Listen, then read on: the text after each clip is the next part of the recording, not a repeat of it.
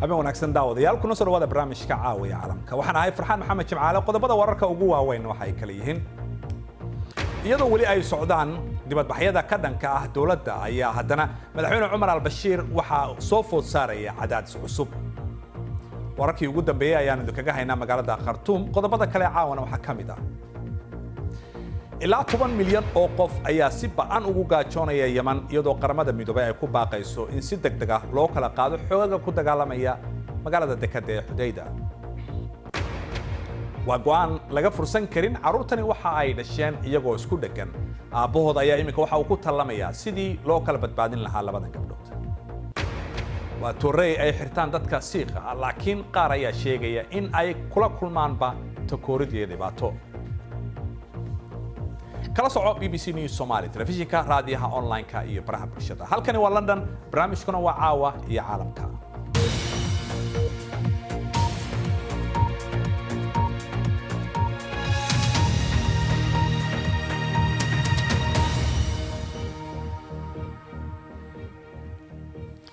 waxay soo taraya walaac laga qabo in xabsi lagu sii hayo boqolaal kamid ah dibadbaxayaasha wadanka Suudaan iyaga oo aan wax dacwad ah lagu soo oogin hay'ad fadhigeedu yahay wadanka Mareykanka oo la yiraahdo dhaqaatiirta aan xuduudda lahayn ayaa waxay dalbanaysaa in la sii daayo 25 dhakhtar iyo waliba shaqaale kale oo caafimaad oo xabsiga lagu hayo waxaana isbahaysi hore u taageeraya madaxweyne al-Bashiir ay hadda dalbanayaan in mar kale uusan kursiga isku soo taagi karin madaxweyne Cumar Xasan al-Bashiir ayaa xilka waxa uu qabtay sanadkii 1989 wuxuuna dhankiisa waday hadallo uu u jeedinayay taageerayaashiisa isagoo oo ballan qaadaya dib u dhis iyo horumarin waxaana uu sheegay in dawladda lagu bedeli karo oo kaliya doorasho sanadka soo socda ayuu mar saddexaad u tartamaya xilka madaxweynaha bishii December ayaa barnaamijyadu ay bilowdeen kadib markii qiimaha rootiga uu sare u kacay wadankaasi waxaana isku bedeleen rabshado iyo dalab ah in Cumar al-Bashiir uu iska casilo xilka madaxtinimada haddaba maxaa isbedeli kara xaaladda wadankaasi haddii isbahaysigii taageeraya al-Bashiir uu qayb ka noqday dalabka in uusan mar kale u soo tartami karin xilka waxa qaybta warqabadka ee BBC-da si toos ah ugu jira wariyahayaga Cabdixaafid Cawil Ismaaciil in dadku imika maxay dalbanayaan Cabdixaafid farxan aad ayadu baadsan tahay sida aad sheegtay maaha markii ugu horeysay ee dalkan Suudaan horta marka hore ay dibadbaxyo ka dhaceen dibadbaxyadu waa ay dhici jireen laakiin imika waa soo tarayaan haddaba imika maxaa ay dadku ka qaylinayaan ee dhacay tan iyo markii dalka Suudaan laga qaaday cunaqabataynta ee uu Mareykanku ka qaaday dadku waxa ay filayeen inay noloshu sidii hore ay dhaanto balse way ka sii dartay waxyaabaha dhacay waxa ka mid ah farxan in bangigii laga waayay lacagtii naqadka ahayd inay dadkii bangiyadii aamini waayeen in dhaqaalihii dalka halkii la filayay inuu kobco uu hoos u dhacay ama uu halkiisii taagnaa waxyaabihii ugu sahlanaa sida ceeshka ama roodhida sida loo yaqaano ayaa xitaa kacay oo dad badan ay goyn kari waayeen waxa kale oo jira farxaano xaqiiqda marka la eego runtuna ay tahay dadka reer Suudaan in ay khaatiyaan iska taageen madaxweynaha talada imika haya ayna doonayaan inuu xilka iska casilo 30 sanadood waa muddo dheer oo madaxweyne xilka hayay ilmihii dhashay farxaano markii uu xilka qabsaday maanta waa 30 jir kii 15 jir ahaana waa 45 jir waan gartay marka dibadbaxyo ku bilowday bishii December in maciishadii cirka u kacday iyo lacagtii bangiyada laga waayay sida sheegayso hadda waxa isku bedeshay in madaxweynaha leeyin xilka ka deg marka xaguu isagu taagay Cumar al-Bashiir mowqifkiisu waa maxay mowqifka madaxweynaha dalkaasi waxa weeyaan in uu ku ballan qaaday manaha farxaano markii ugu horeysay inuu isbedel sameeyo inuu horumar sameeyo waxa kale oo imika sheegay inuu doorasho uu ku yimi kursiga doorashada uu kaga degayo xisbigiisu waxa ay sidoo kale ay u doorteen inuu doorashada 2020ka isu soo sharaxo laakiin su'aashu waxay tahay ma isla gaaraya waxa kale oo iyaduna xusuus mudan farxaano in doorashooyinka ka dhaca deegaanada ku yaala Afrika inta badan aan la hubin in doorasho xal iyo xalaal ay dhici doonto waan gartay maxaa la filayaa ugu dambeyntii adoo soo koobaya marka waxyaabaha la filayo waxa ka mid ah su'aasha farxaano halka milyan ay jawaabteedu tahay waxa weeyaan madaxweynaha dalkaasi Cumar al-Bashiir xilka ma ka degi doonaa iyada oo aan kacdoonku sii ballaaran oo aan isu bedelin xabad waayo waxaan ognahay dalalka ku yaala bariga dhexe iyo dalal badan oo Suudaan u dhow kacdoonkii ka dhacay tusaale ahaan kacdoonkii xagaaga halka ay ku dambeeyeen waan ognahay Liibiya waan ognahay Suuriya waan ognahay Ciraaq waan ognahay ma sanad Cabdixaafid Cawil Ismaaciil oo si toos ah uga warramaya xarunta wararka ee BBC-da qaramada midoobay ayaa waxa ay ugu baaqday dhinacyada ku dagaalamaya wadanka Yemen in ay ciidamadooda si degdeg ah uga baxaan magaalada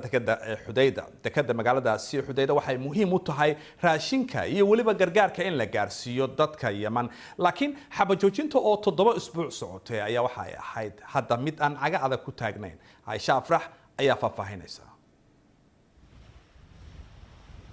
dalka Yemen xitaa badda waa aag dagaal. kalluun dabashada roortii libaax badeed leeg cabdu oo ah kalluumaystaha ugu da'da yar halkan ayaa suuqan lagu iibinayaa. waa ganacsi halis ah, raggan ayaa la soo weeraraa mararka qaar. xuuthiyiinta ayaa naga cabsiyey ayuu yiri Abu, wuxuuna xasuustaa diyaaradaha helikabtarada ee isbahaysiga Sacuudiga uu hogaaminayo. saaxiibada raggan qaar ayaa ku dhintay, haddase baddu waa nabad kadib heshiiskii xabad joojinta. waxaan xuuqa la nimid ciidamada Imaaraadka oo ka caawiyay militariga Yemen inay magaaladan ka saaraan xuuthiyiinta sanad ka hor. qoysas badan ayaana halkan dib ugu soo noqonaya hadda. balse maahan magaalo ka maran khatar. madfac ayaa lagu soo tuuray xero qaxooti. Xamed oo ah 7 jir ayaana ka mid ah dadkii ku dhaawacmay. dagaalka Yemen wuxuu dhibaato ba'an ku hayaa carruurta. Khaalidna wuxuu gacantiisa ku waayay miino. farihiisa waa ay go'een. Yemenna waa dalka ugu miinada badan caalamka.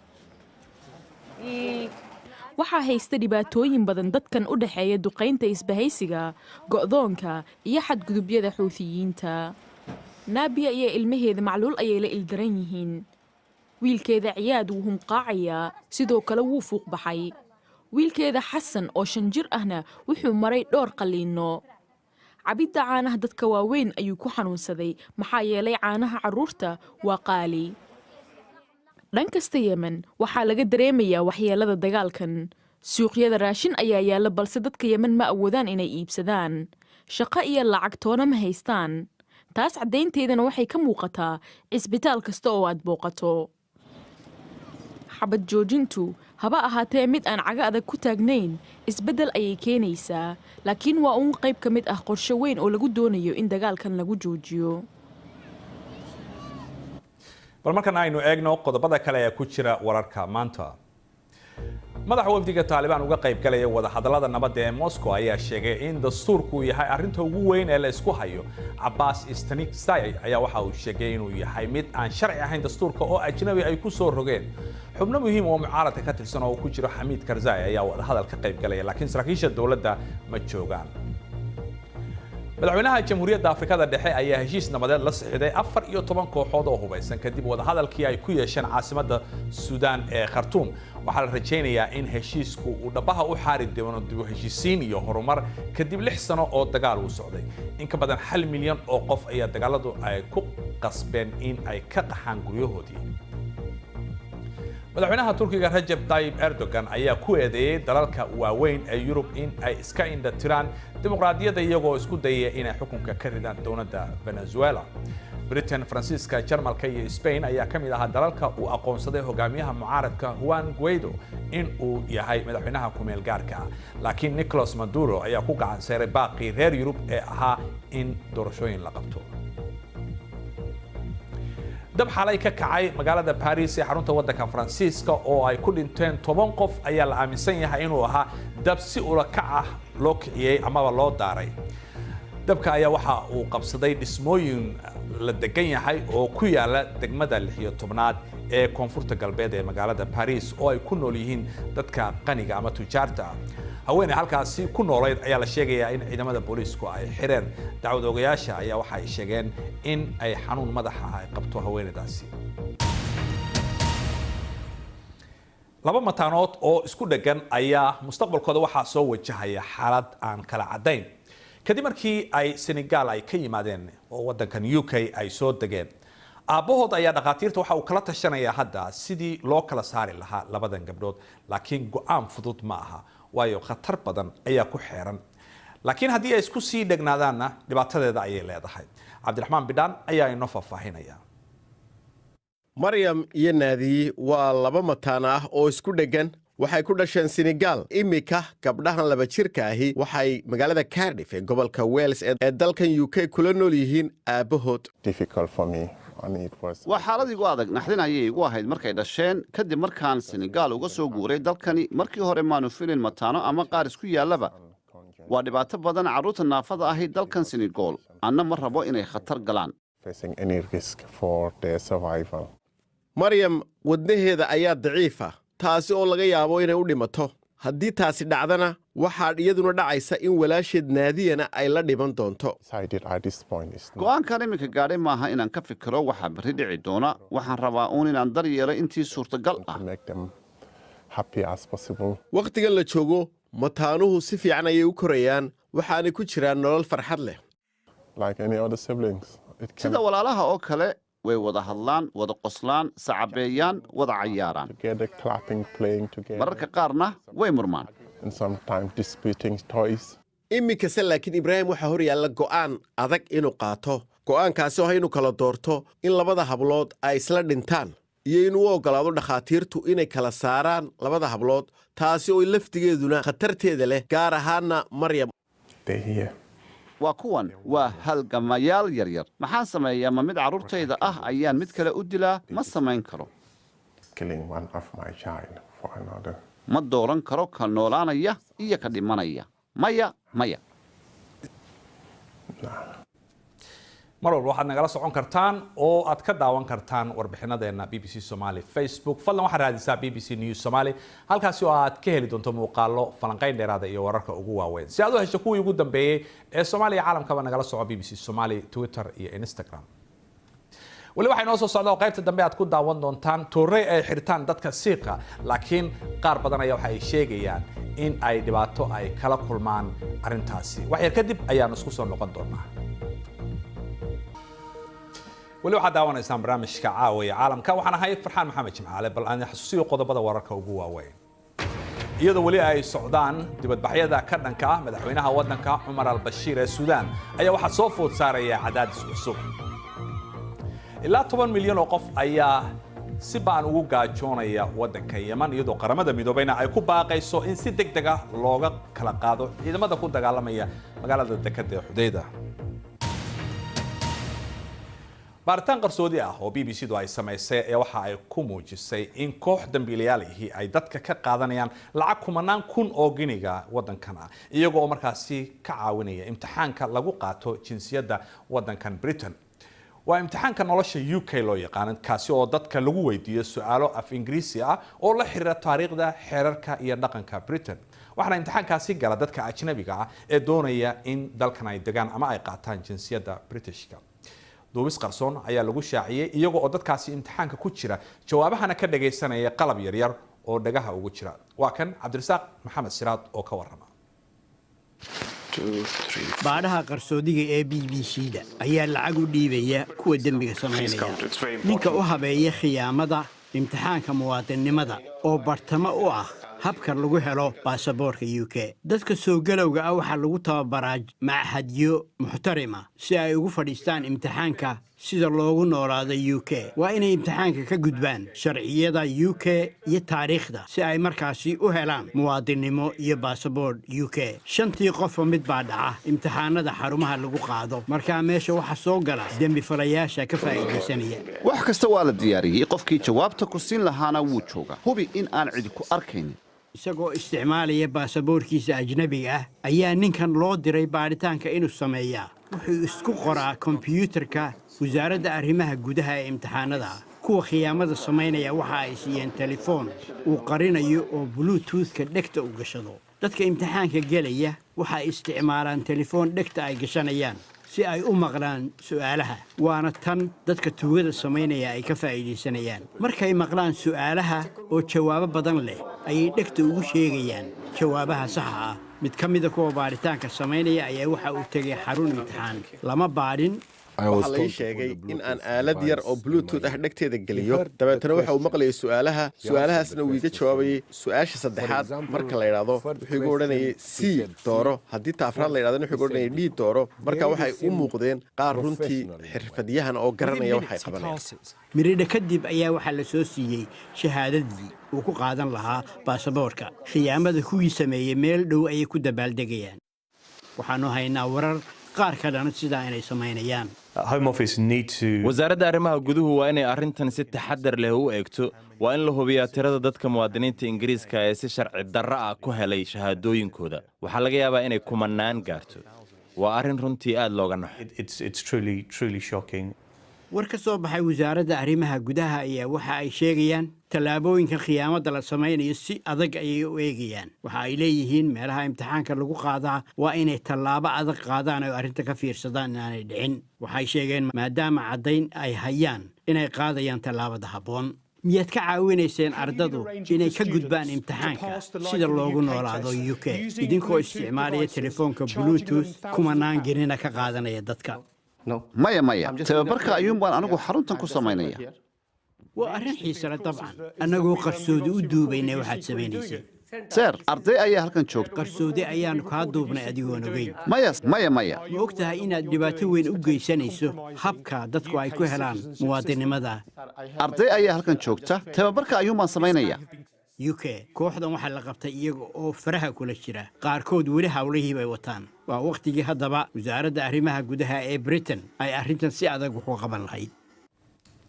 bal markana waddankan Britain dadka Siiqa ee haysta diinta Siingaha la yiraahdo ee degan Britain waxa ay qaataan Toorey qayb ahaanna waxa ay ka mid tahay baa leeyahay diintooda Tooreydaasi ay xiranayaan balse waxay sheegeenba in iminka ay kala kulmayaan cunsuriyad iyo waliba handadaad iyadoo guud ahaan dalkan laga adkeeyay xagga amniga dartii arrimo la xiriira argagixisada iyo amniga awgood in qofku uu midiba qaato qaar ka mid ah dadkaasi Siinqaha ayaa su'aalo markaasi lagu weydiiyay garoomada laga duulo ee diyaaradaha iyadoo oo qaarna laga mamnuucay in ay beeraha lagu nastay dadku isugu yimaadaan ay la yimaadaan haddaba qaar ka mid ah jaaliyadda Siinqaha ee waddankan ayaa waxa ay bilowday olole ay ku doonayaan in markaasi lagu kala cadeeyo xeerar difaaca xaqa ay u leeyihiin in ay wataan qaadashada Tooreyda oo loo yaqaano kirban timadeer nigis cudbi ka samaysan garfeed qori ah shuuliyo bir ka samaysan iyo mindi loo yaqaano kirbaan waa waxyaabaha lagu garto dadka Siingaha ah Jagmeet Singh su'aalo ayaa lagu weydiiyey madaarka Gatwick isagoo oo qoyskiisa sugaya qof ayaa sheegay inuu arkay nin midi sita waan arki karaa haddii hub la soo qarsaday ama qof uu u dhaqmi lahaa qaab laga shakiyo waxaan ahay nin qoys ah oo soo dhowaynayay reerkiisa tani waa qalbijab xaqiiqda jirta inaanay ogayn dadkii ay ahayd inay ka war hayaan arrintani markii ay ku dhacday Jagmeet isaga iyo saaxiibadii waxa ay bilaabeen inay dadweynaha baraan Siingaha iyo dhaqankooda iyo waliba Tooreyda ay dhaqan ahaan sitaan qofka Siingaha ah mindidaasi waxay u matashaa sharaf iyo barako waa tilmaan istifaacid ah laakiin waqtigan caalamku marayo waxay sheegeen inaanay u isticmaalin hub ahaan maanta adduunka qofka siinga ah maradiisa ayaa madaxa ugu duuban mar walba laakiin dadku kuma mashquulaan siinguhu waa qof jimicsi sameeya waannu ka fogaannaa khamriga daroogada markaasna siinguhu weliba dadka kale ayay difaacaan xeerka iminka yaalla mindi waa la qaadan karaa dalkan Britain diin ahaan laakiin dadka Siingaha ahi waxay rajaynayaan xeer cusub oo la soo wado Ingiriiska inuu faahfaahin ka bixin doono arrintan ururka cusub ee booliiska Siinguhu waxa ay doonayaan in ay booliiska oo dhami akhriyaan waraaqa ay daabaceen lama oran karo waa Toorey ama mindi magaca saxda ah waa kirban saraakiisha madaarka Gatwick waxa ay sheegeen inay ku xidhan tahay agaasimaha madaarku inuu ogolaan karo in la sidan karo iyo in kale mindi ka dheer 6 sentimitir laakiin dad badan oo Siinga ahi waxay aaminsan yihiin inay muhiim tahay in la fahmo istifaacidda iyo difaacidda dadka itaalka daran inay qayb muhiim ah ka tahay diintooda in la sito Tooreydan kirban waa muuqaal muujinaya diintooda waxaa soo jeedinaya warbixintaasi cabdixaafid cawiil ismaaciil bal markana waxaynu eegaynaa dhinacii ciyaaraha ee caawa ciyaaryahanka Sadio Mane ee Liverpool ayaa waxa uu hoggaanka u dhiibay kooxdiisa xalay markii goolkii ugu horeeyay ay ka dhaliyeen kooxda West Ham inkastoo James Milner uu u muuqday in offside uu ku jiray laakiin Michael Antonio ayaa barbardhac ka dhigay markiiba hal daqiiqada yar kadib taasina waxa ay ka dhigan tahay in Manchester City ay horyaalka hoggaanka u qaban karto haddii Everton ay ka badiso Brito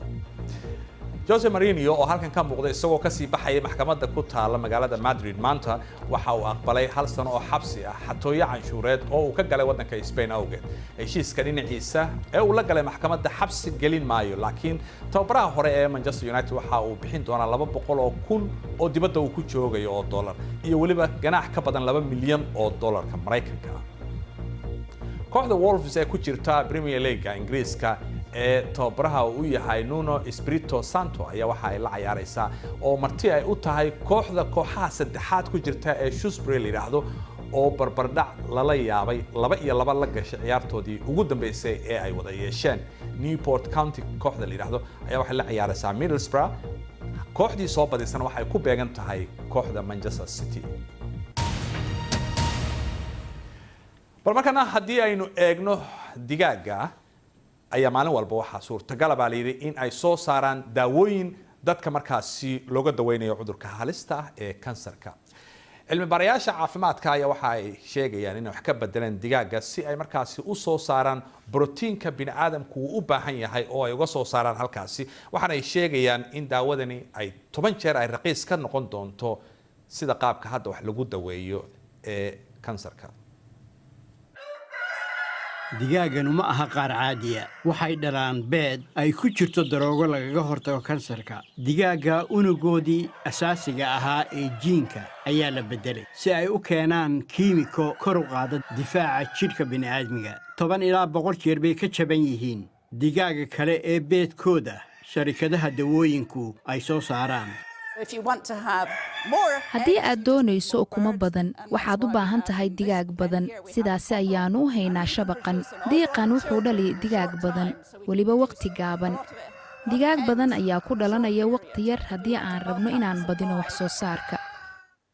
hal daawo qof la siiyo ayaa laga heli karaa 3 ukuna halkii digaaga waxay dhali kartaa 300 oo ukuna sanadkii waxay qaadan doontaa 10 ilaa 20 sannadood in laga gudbo dhinaca sharciyada si markaa daawooyinka dadku ay u heli karaan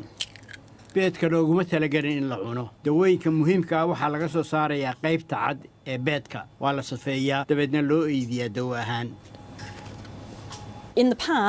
markii hore in xayawaanadan la farsameeye la helo way adkayd qaalina way ahayd haddase waxaan helnay hab si degdeg ah u samaynayso hadda weliba farsamadan lagu habaynayo sida hidasidaha waxaan awoodi doonaa inaan sii horumarino jiil cusub oo digaaga ayaa waxaa laga heli karaa beed jaban oo nolol badbaadin kara dadka baaritaanka wadaa waxay aaminsan yihiin inay heli karaan digaag ku filan oo ay soo saaraan heer beedkooda la iibin karo